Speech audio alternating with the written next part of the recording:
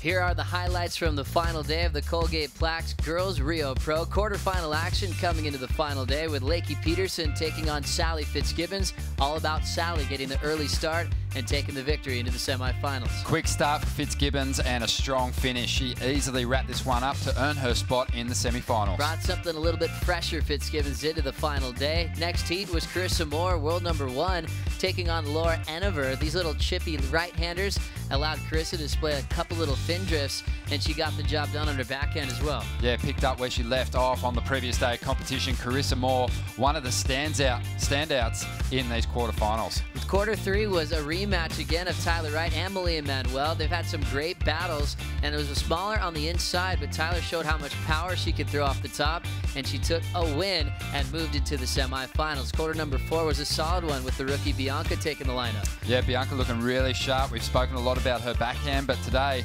really flaring up on the front side. Getting another good left, saw that little read off the top. She had Courtney Conlog in this heat. It was one of the most dangerous draws in the event. She rose to the occasion and moved on to the semifinals. Semifinal #1 was one of our greatest matchups, Sally Fitzgibbons versus Carissa Moore.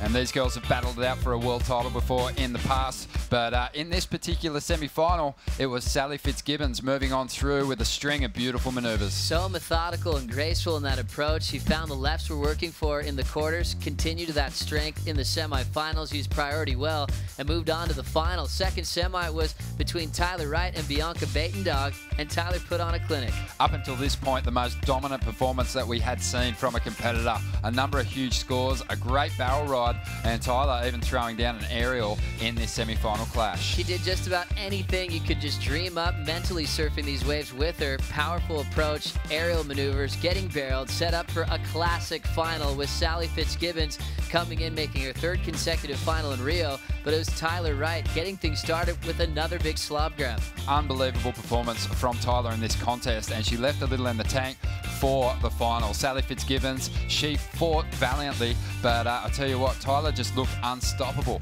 Just a little bit more fresh. This was what Sally had been doing all morning long. It had been working for her. She got some decent numbers, but it wasn't enough when Tyler got going on her forehand here. Look how powerful and dynamic she is, closing out each and every maneuver. You said it, Joe, a lot of power, and this was her biggest score of the final. Have a look at the flow from this young lady.